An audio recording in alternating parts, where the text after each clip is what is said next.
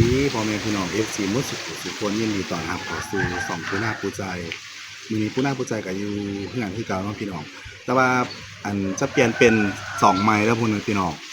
ตัวเก่าของปูนาหันเป็นภาษาไทยมันชื่อลืมรหัสปูนาก็เลยเสื่อมต่อเฮ็ดหยังบ่ไหลเลยปูนาก็ได้ไปตั้งเป็นอีเมลตัวเองและก็ใส่ชื่อเป็นภาษาอังกฤษเป็นปูนาปูใจคือเก่าพี่น้องมื้อนี้ปูนาก็สิมาเปิดคลิปใหม่เนาะ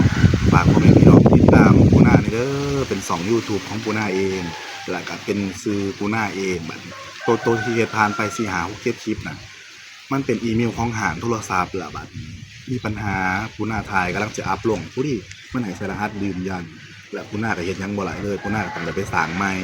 สร้างเป็นซื้อของปูนาเองเป็นเมลของปูนาเองและซื้อปูนาก็เป็นภาษาอังกฤษปูนาปูใจเนาะพี่น้องฝากพ่อแม่พี่น้อง FC ของสาวน้อยหรือว่าของบ่าวคำศรีเข้ามาเบิ่งเข้ามาติดตามปูนาเด้อมื้อนี้ปูนาอยู่เฮือนปูนาก็บ่ได้ไปไสคือเก่าปูนาก็สิมา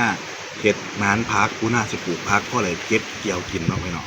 อยู่หลังบ้านเนาะพี่น้องนะครับก็เป็นแบบนั้นเลยปูนาก็คิดเป็นนานพักเนาะอยู่หลังบ้านลมน้อง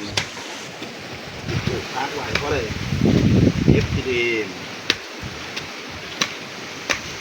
ปลูกผักบุ้งผักกาดผักชีไปต้องไปจับไปเตยรัชละ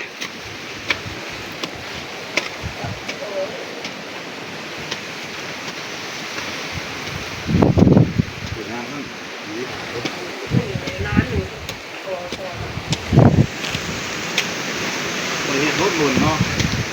ดีมากเลือดมากของมันตายทั่วนะทั่วแซ่บ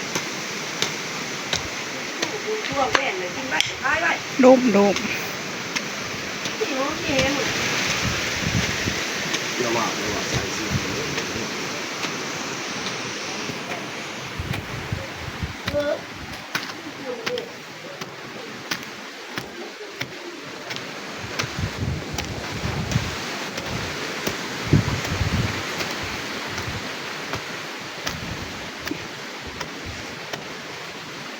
ไว้ข้อได้เก็บกินนะพี่น้องเนาะคือล้างบาทกูหน้าเอง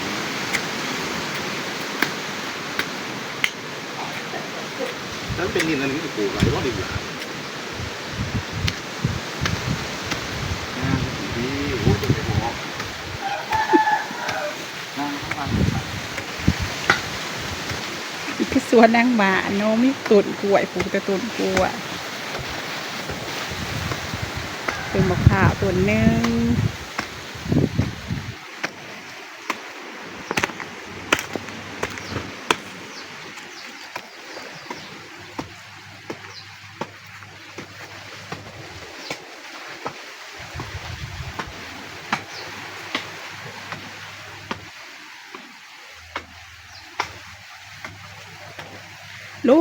โดมนะพี่น้องเอ้ยโดมแต่เทงถึงทรงมือ3 หูมานี่พายุเขา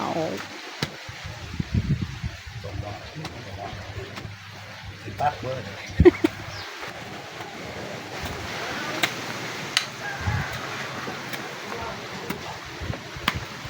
ไหนน้ำนึงไหนน้องพี่น้องไหว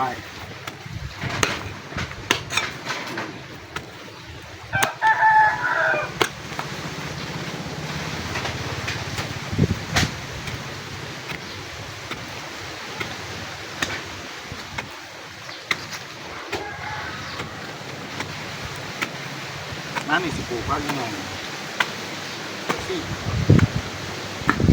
ครับเดี๋ยวจะไหวนะทางยังไง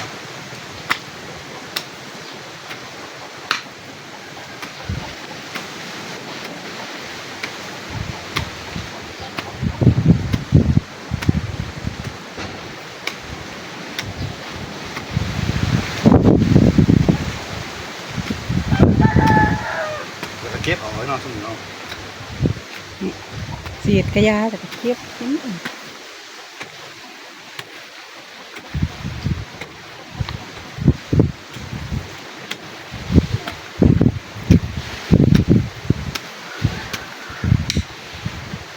น้ำหนึ่งหมด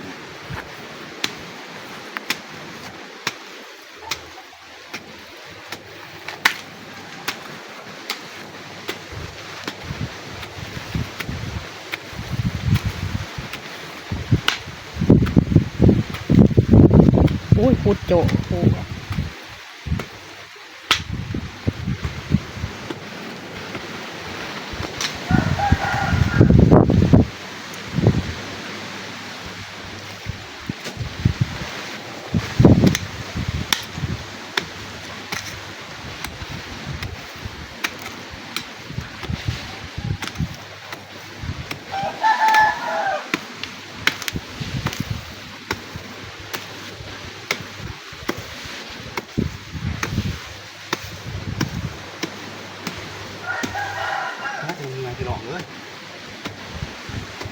รุ่น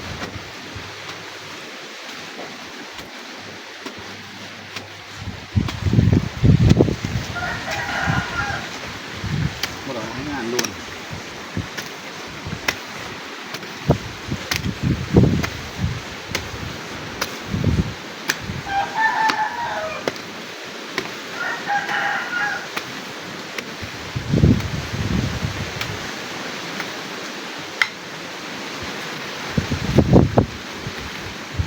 มันก็ต้องใบพุทธ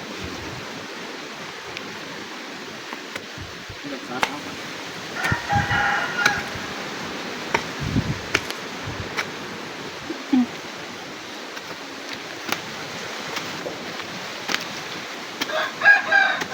พี่น้องเขาสิเข้ากับสิพุทธต่อไปก่อนนะครับมันมือปลูกมือบานแล้วสิมาถ่ายบนมาพี่น้อง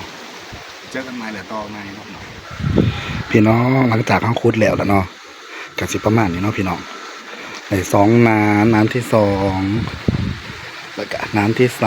3ปลูกไว้พ่อได้เก็บกินเนาะพี่น้องเนาะน้ำที่4และน้ำที่5ซุ่มนี่คือหลังบ้านปูนาเองเนาะจะปลูกผักบงผักซีหอมซีคิว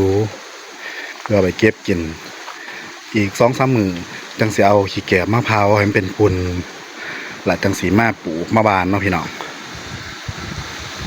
นี่คือหลังบ้านปูนาเองเนาะปลูกพอได้เก็บกินนี้แม้แล้วก็ต้องปลูกผักหอมเปรย์ผักกันแยง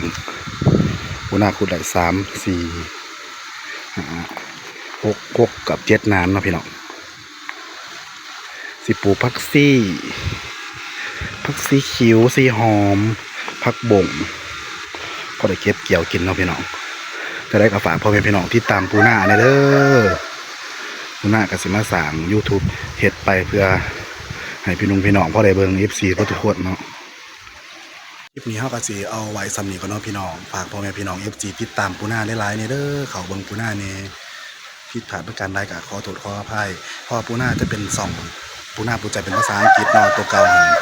ลืมรหัสอีเมลเฮ็ดยังบ่หลายเขาบ่หลายเด้อฝากพ่อแม่พี่น้องที่ตามปูนาเนี่ยเด้อแล้วพบกันในคลิปหน้า